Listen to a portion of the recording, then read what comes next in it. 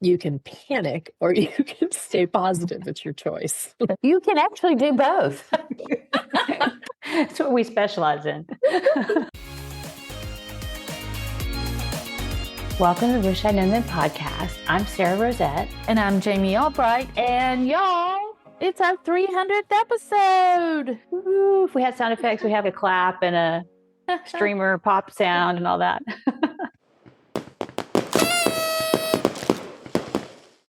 So when we started listening to podcasts and we were listening to the Sell More Book Show, and Brian Cohen kept wanting to add all these sound effects. Yeah. And no, we don't have copy. He was afraid to get taken down.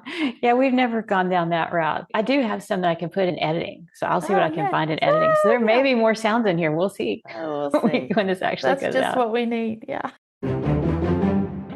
That will be what pushes us over the edge into the Apple whatever top most noted, new and notable. Yeah, watch out, crime junkies and Dateline. We're coming for you with our sound effects. 300 episodes, so we're going to do a little celebration. We're going to look back and look at some of the most popular episodes, some of the places where the podcast has been downloaded the most. Mm-hmm. And then we're going to talk to a couple of people. But I was going to ask you real quick before we go into all this, what do you remember when we first started? What do you remember about those early episodes?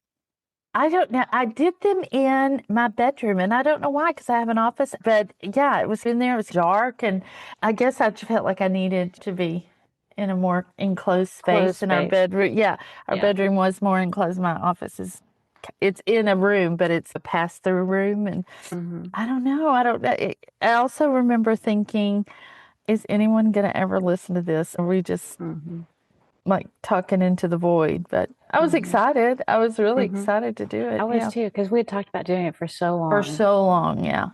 I remember being really excited, but really nervous. Yeah. Because it's public speaking of a sort. Yeah. Not really, but it is very strange because you and I talk, but at the same time, we know this is going out and it's going to be on a feed. Right. So it's very strange. Yeah. To have conversations that people are going to listen to later. Yeah. Yeah. But then I did get over my nervousness. You did. And that's one of the things more comfortable. That's one of the things I really love is that, because here's the deal, y'all. Sarah is one of the smartest people I know as far as this industry goes, and what she does well, and she does with excellence, and she cares about her readers so much. And really everything she does is for her readers and about her readers. But in the beginning, I don't think you spoke with the kind of authority that really you deserve. No, and I was nervous. And yet now you do. And I love that. I do remember being very nervous. And I vividly remember we had a podcast with David Gogren early on. Yeah. And I was so excited because I really think he has good information. And I was like, this will be good for the podcast. Will help us get the word out. Right. And I had the time wrong. And I remember I came in, I'd gone to Sonic to get a Coke, and I came back, it was like 10:30, and I realized what had happened. And I ran upstairs in a panic, and I was like, and he was like, it's fine, it happens all the time, because he was in Europe. And I was like, thank goodness he was nice. And he was still on. He was like, yeah, we can do it now. So that was like my worst, almost ghosted somebody. Yeah. And the thing is, we have never been known for our great sound. We're not winning any sound. We try. Contests, but in the beginning it was not great. But we've got tools. We've got so much better tools now. Like the same thing with the industry. Yeah. When as time goes by, you look back and you think, oh yeah, remember when we didn't have this, but now we have this, and now we have sound editing that makes it so much easier. Yeah. And we have so many systems now behind the scenes, things that just happen. Yeah. Big shout out to Adriel, because a lot of this would not. I don't think we would be able to keep going this long if we didn't have all the help that we have from her. Yes. And the editing we had. Absolutely. In the beginning, from Alexa. She really saved us in the beginning, because we didn't know what we were doing. And she had edited Michael Anderley's, the LMBPN, all their podcasts. And so it was such a help to have that. Because in the beginning, like everything, once you start doing it, you get better and you figure out little shortcuts and things. But in the beginning, like all we did was just record and do the show notes. And I think that was all we could handle. So that was it. Yeah. So anyway, so let's talk about some of I went and looked at the download stats. So for all of the episodes, we'll do a little countdown. The 5th most popular episode was How to Thrive in a Flooded Market. And that was we were discussing Becca Syme's New Rules of Publishing in May 2023. Yeah. And then we have number 4 is the book launch plan, the mega episode, and that was the re-air. That was just us, yeah. Yeah, just us. So that was number 4. That came out in September 2022. And then number 3 was Tammy Labreck about newsletter, what to email newsletter subscribers. And so now we're into November 2022. Yes. Most downloads. Yeah. And then we have Holly Darling on the power of email welcome sequences in May 2022. And number 1, Zoe York on secret pen names, March 2022. Yes. But asterisk, if you combine the book launch mega episode re-air with the original episode that also aired, that's actually our most downloaded episode. Wow. So more people listen to that than anything else on the feed. That's crazy. That's just crazy. Yeah. And y'all, listen, this is going to be an hour or so of us talking about us. We usually don't do. We try not to. We're celebrating us, and we're unapologetic about it. So I'm just letting you know right up front. That's what this is going to be.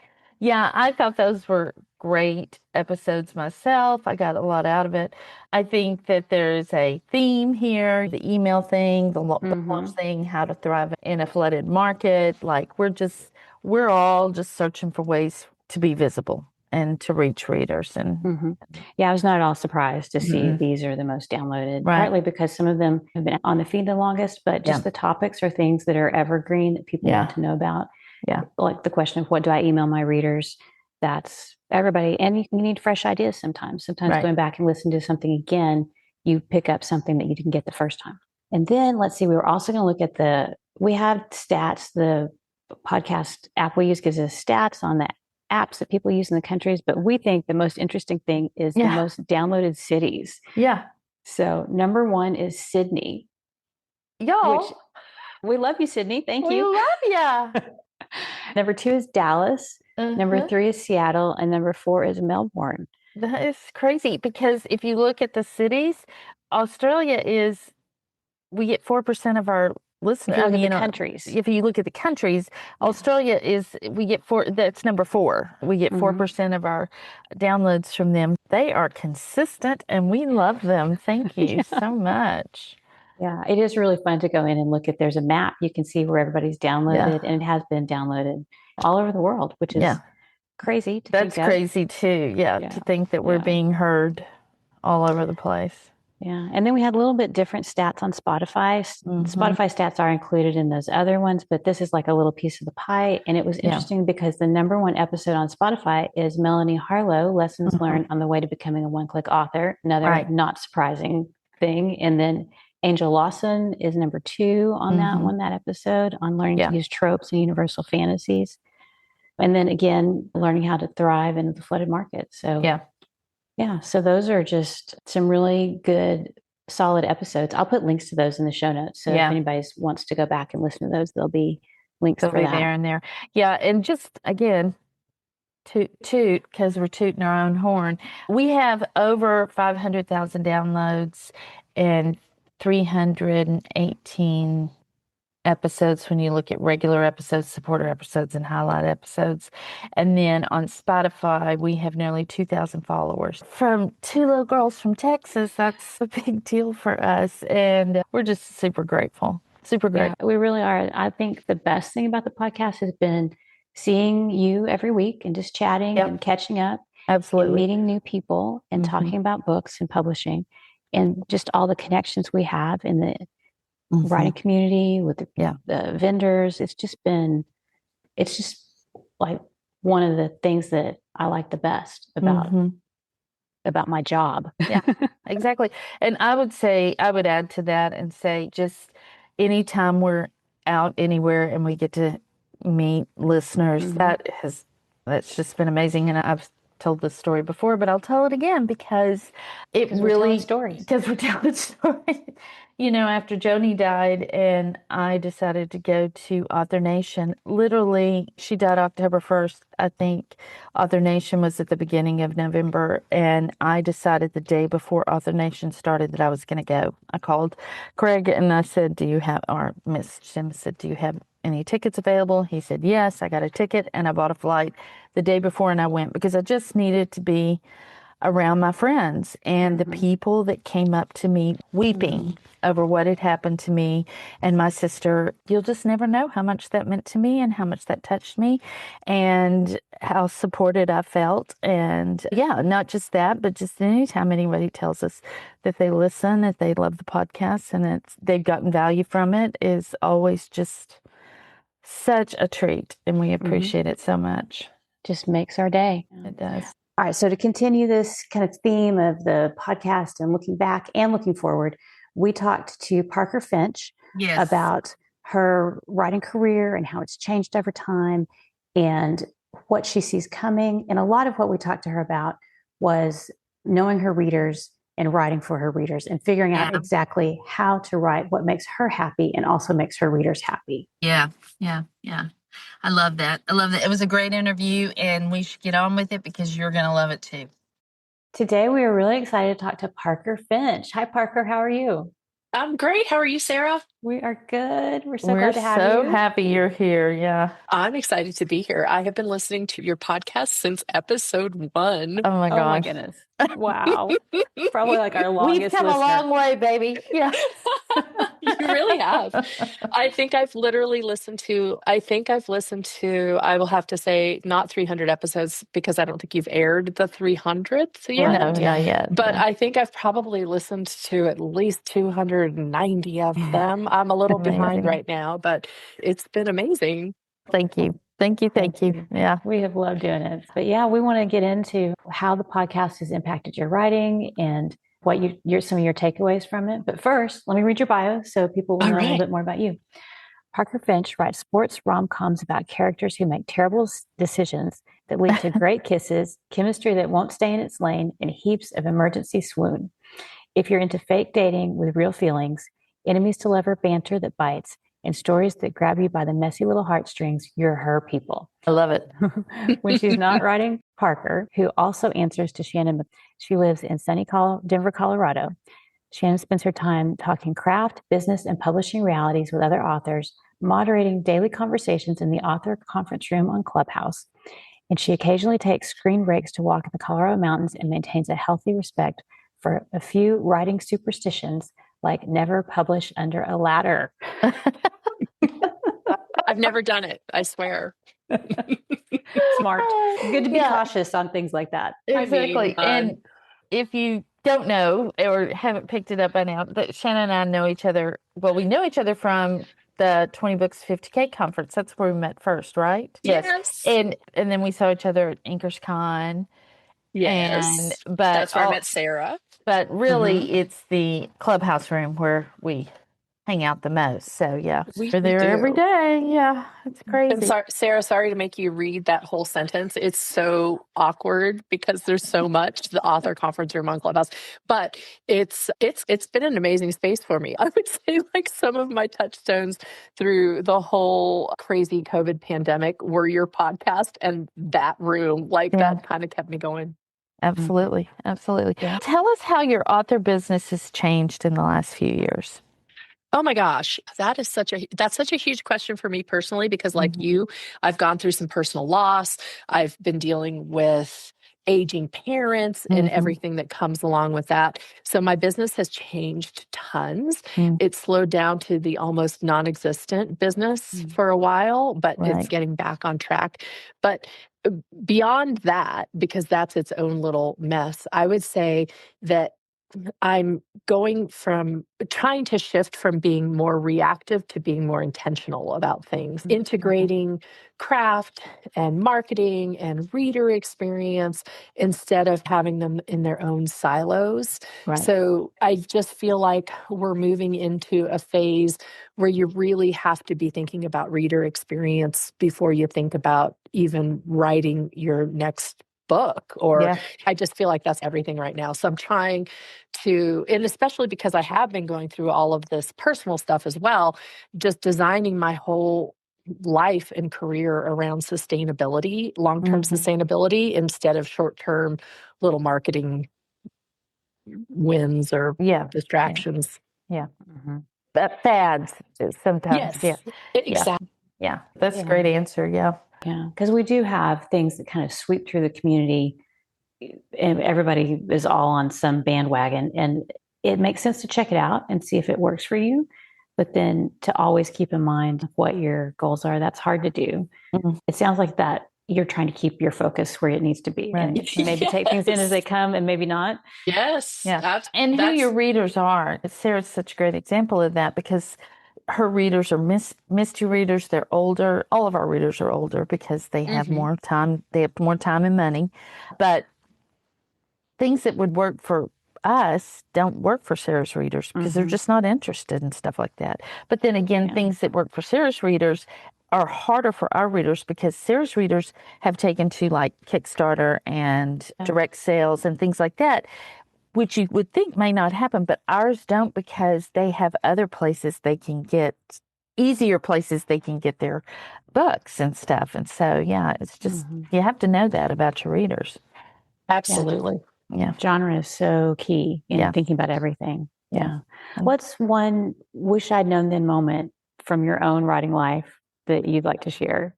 I think, all this is going to overlap a whole bunch, I would say, but I think that probably that being reader focused in getting back to that integrating craft and all of that doesn't mean that you're losing your voice or you're selling out. And it doesn't mean you're necessarily writing to market. Like, you don't have to write to market. I said that with air quotes that you can't see on the podcast, but I feel like, yeah, exactly. I feel like there was a big focus on writing to market, like when I started writing. Yeah. And I don't think that that's a bad thing, but I also think that you can find a middle ground where you're appealing to the reader and you're giving them what they want, but you're also writing what you love.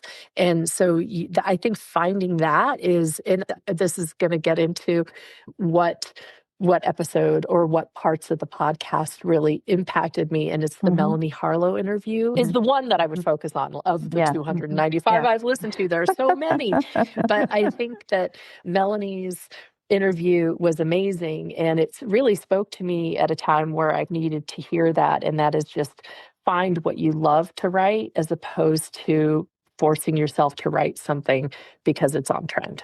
Yeah. So I think that's pretty key for new authors to think about, especially if you're writing genre fiction, because I think genre fiction lends itself to jumping on those trends. So you just have to make sure that you're not losing what you love to write about, because it's really hard to write every day, or it's really hard to write as a career. Writing is hard. So you got to love it. Yeah, writing is hard, Sarah. It is. So you might as well love what you're writing, right? Like you don't waste your time doing something that you hate. Right. Or it may be tolerable in the beginning, but if you do it for 10 years, that's a long time, or 5 years. That's a long time. Yeah. When the Wide Shoes thing came out, I had this, because I write funny, I had this hilarious idea about wide shoes. And I was telling friends, and they thought it was a great idea too. But one friend said, do not write that. Not because she was appalled, but because she was like, Jamie, that would take off. And then you're stuck writing that, and it's not what you want to write. And I'm like, you're absolutely right. That's funny. And I don't think people think about that. Yeah. You might have a runaway success, and then even a year in, just regret that decision. So that's funny. I do know a few people that have done that. And then it's hard to walk away, because then you're in that choice of, do I keep doing this thing I hate and making money? Just awful, right? An awful situation to be in. But if you write something you love and it takes off, you're so much better off. Absolutely. Because we really want to talk about us. Tell us what's been the funniest or most relatable moment you've heard on the podcast? Oh, that was such a hard question. I wish I had one that I could pick out and be like, this was hilarious, because there have been so many individual moments where I've just cracked up. But I feel like the most relatable parts, and also the funniest, but in a not always funny way, are when people share about things that didn't work, or failed launches, or just something where it's, oh my God, I cannot believe I did that. Because we all make those mistakes. One of our friends in Clubhouse forgot to check the box to enroll the book in KDP Select. So we all do little things all the time, but to hear people to hear these really accomplished authors share these experiences, it just makes you feel like you're a little less alone in the world of being human. And so I think that is one of the most relatable things that I hear consistently from your guests on your show. And I think that was part of the goal, even if we weren't completely clear on it when we started. We did want, because I had been listening to the show How I Made This, I think that's what it's called, with Guy Raz, and then he did another show, and I don't remember the name of it, but basically he was asking people, what do you wish you'd known? That was the last question. What do you wish you'd known about what you do?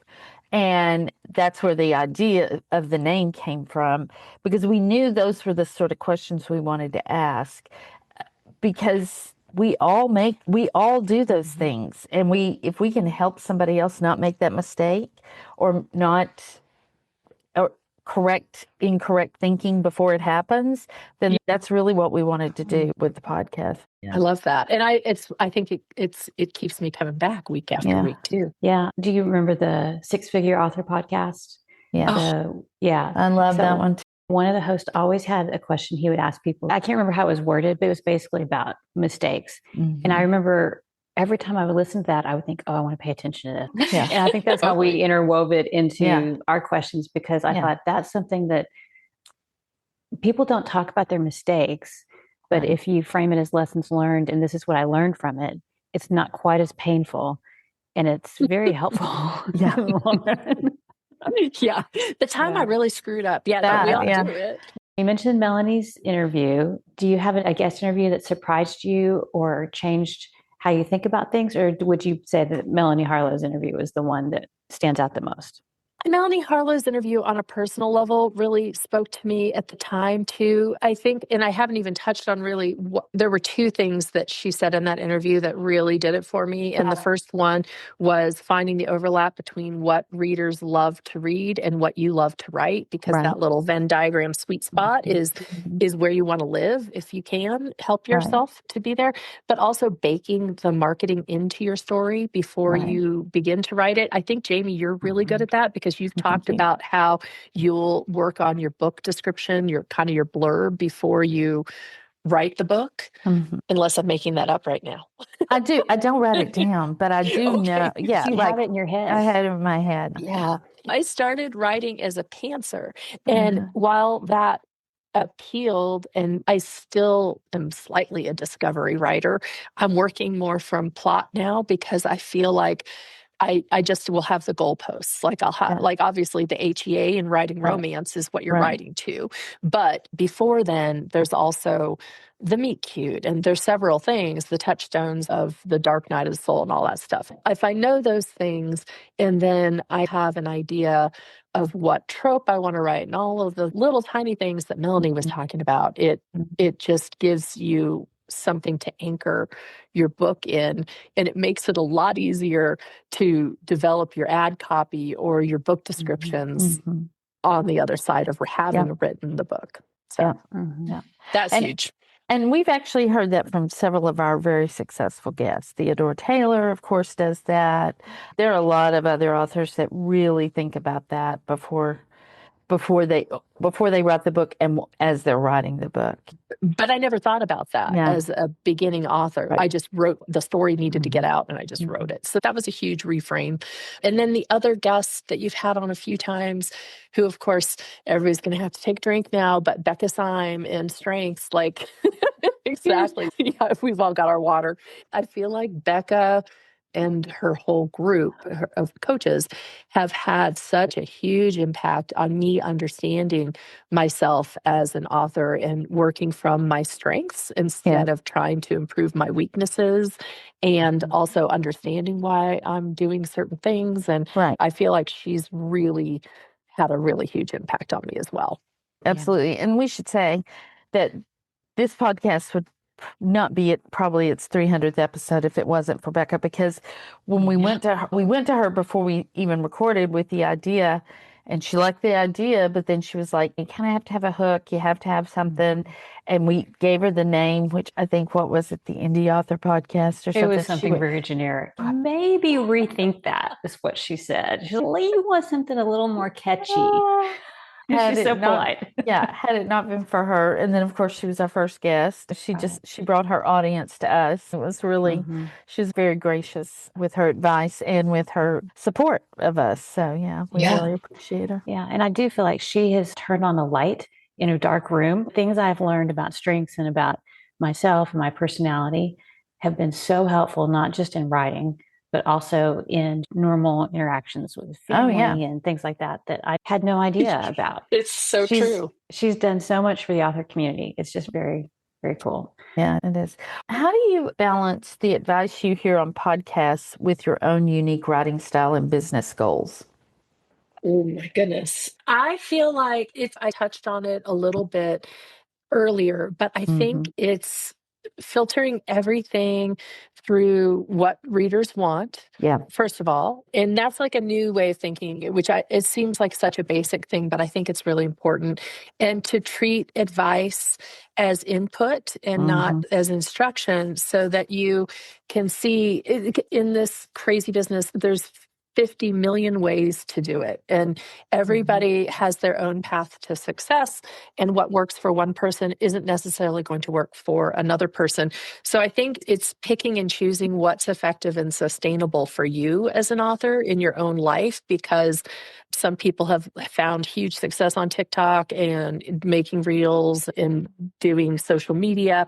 Other people, we can't stand social media and they're never on it. So you don't need one way. There's not one way.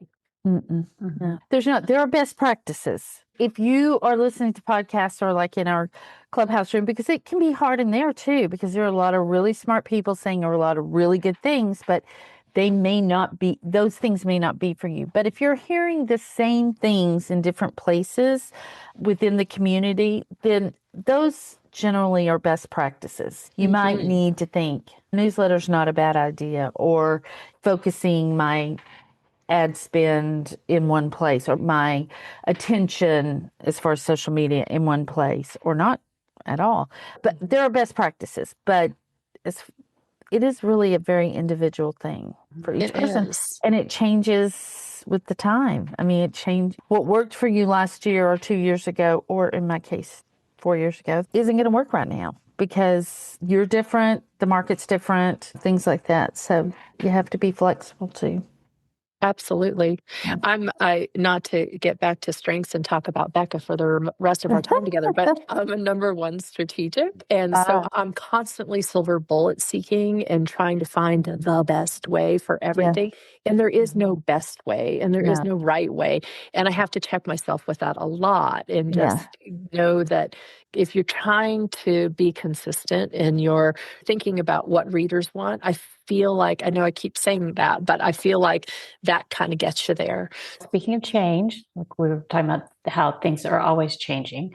What do you see coming in publishing? And are you making any changes in your business because of that? Oh, it was such a tough question. I feel like there's so much fear in the author space right now. I feel like there's a lot of change.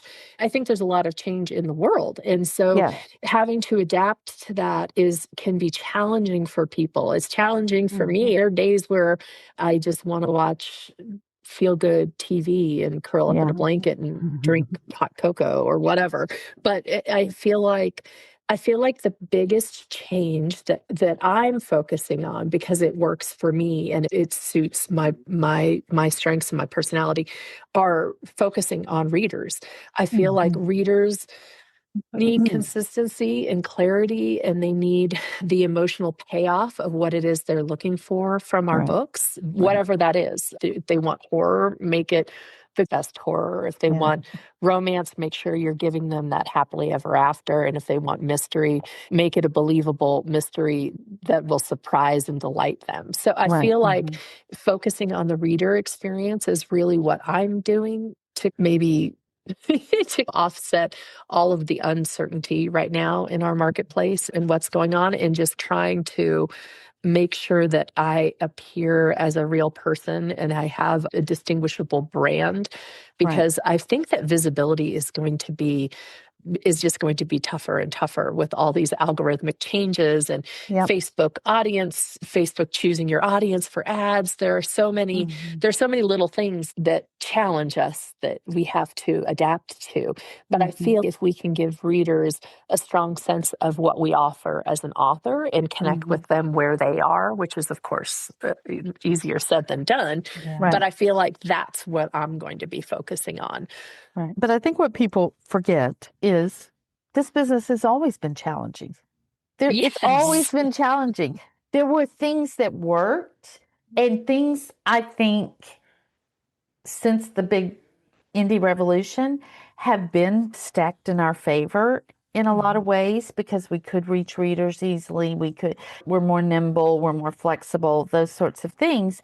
And now the challenges have made things a little harder for us.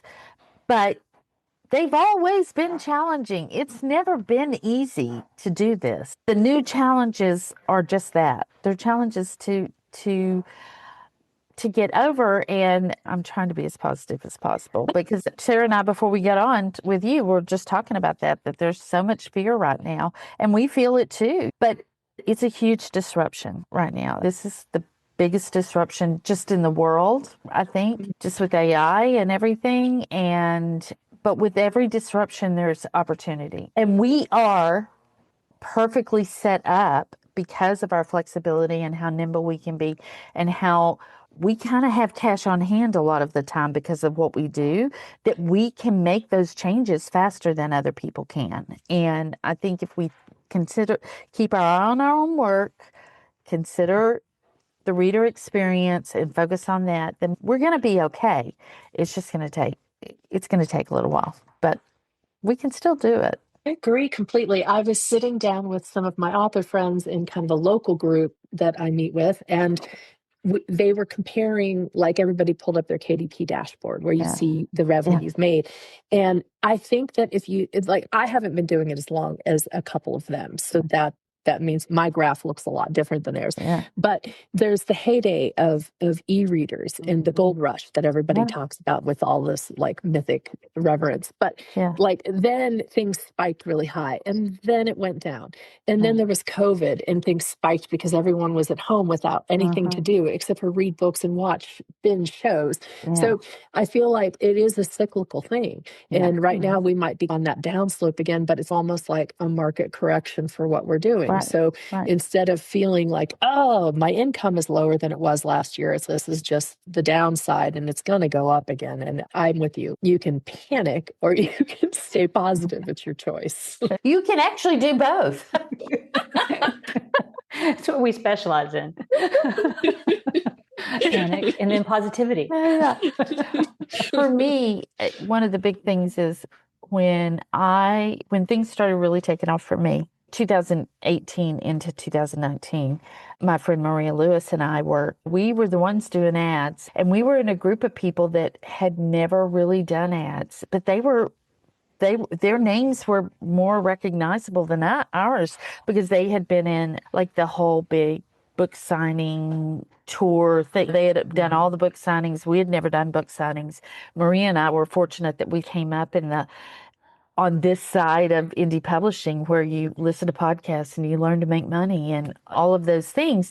And I remember several authors, not these authors, but there were some authors that were adjacent to this group that were very big authors at the time. And they were like, I don't want to change. I don't want things to change. I don't want to learn these. I don't want to learn ads. I don't want to have to run ads, all of those things. And I'm like, okay, don't, but you're going to get left behind because this looks like where things are going. And I remember telling Maria, I am so glad that we've had to learn this, because we would have been left. There's no way as new authors we would have been able to find a foothold had we not learned that.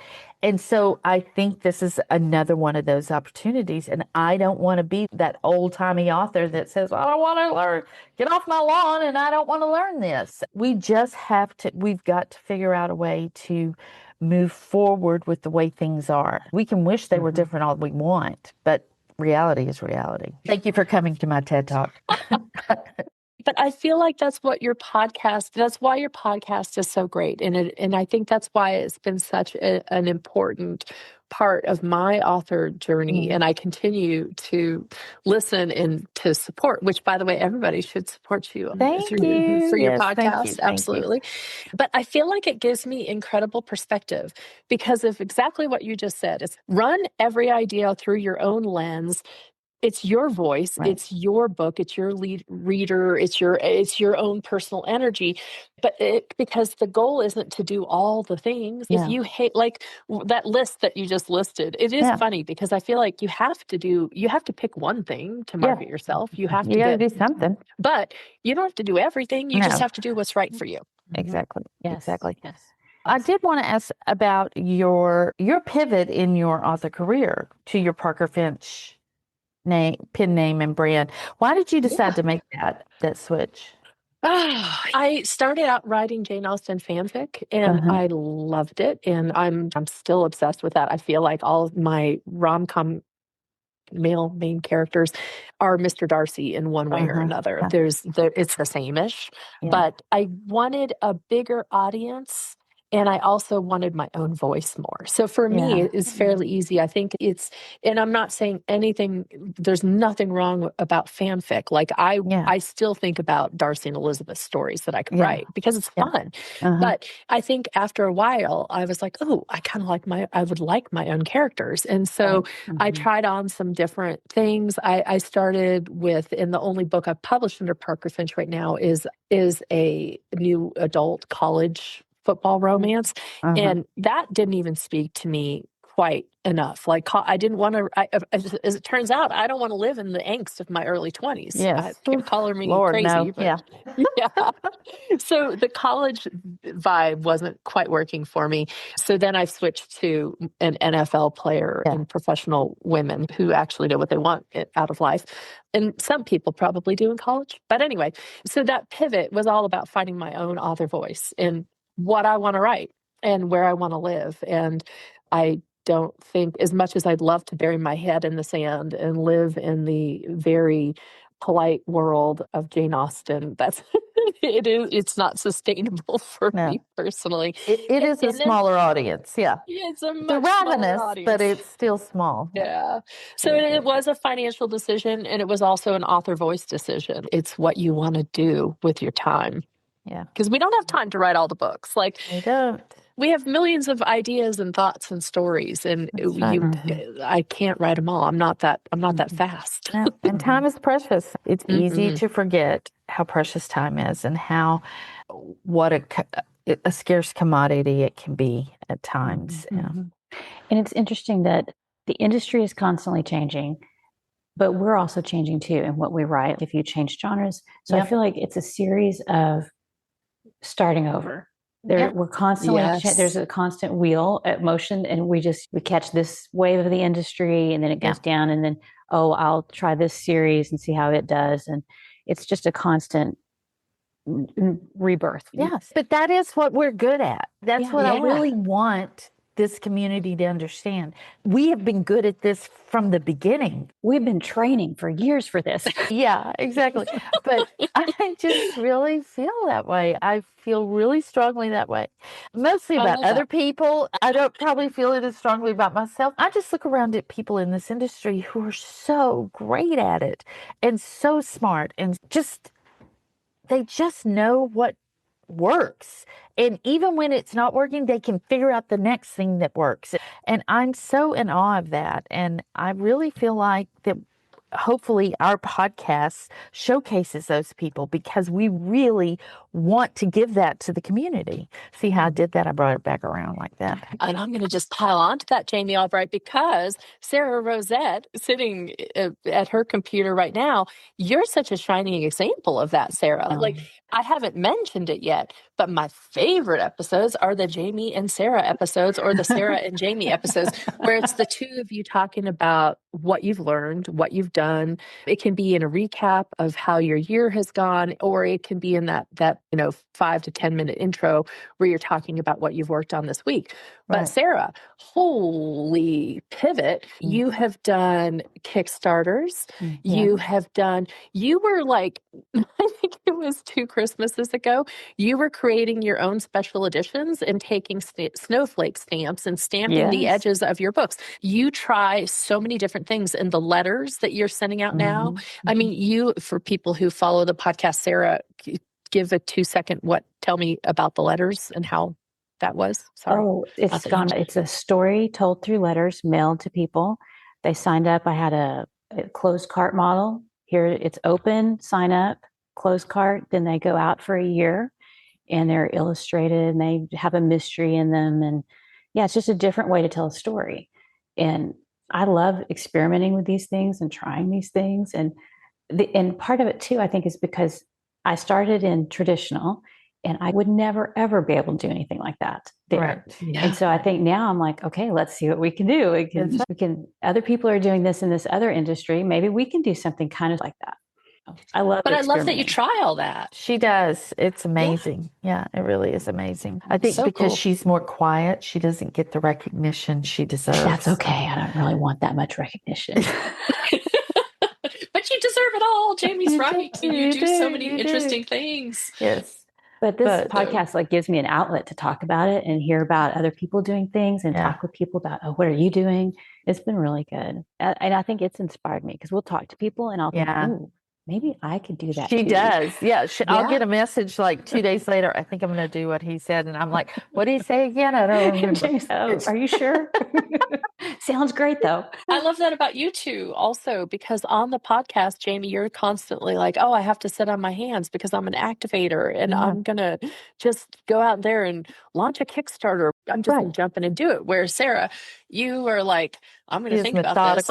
Yes. But I'm going to I want to do a Kickstarter. And at some point, because that appeals to me, I think that'd be a fun way to try to find new readers. But I'm going to go back and I'm going to listen to your interview where, Sarah, you talked about your Kickstarter, because I think it's just so informative. Yeah, we try and document a little bit of what's going on and hope it's helpful. So, This has been great. Thank you so much for coming on and talking us up. We really appreciate it. I appreciate so much what you've done. I feel like you have taught me how to build a sustainable writing career, seriously, by staying reader focused, by looking for creative fulfillment and not burning out. You all have given me so much. I appreciate both of you so much. Thank you. Thank you. Tell everybody where they can find out more about you and your books.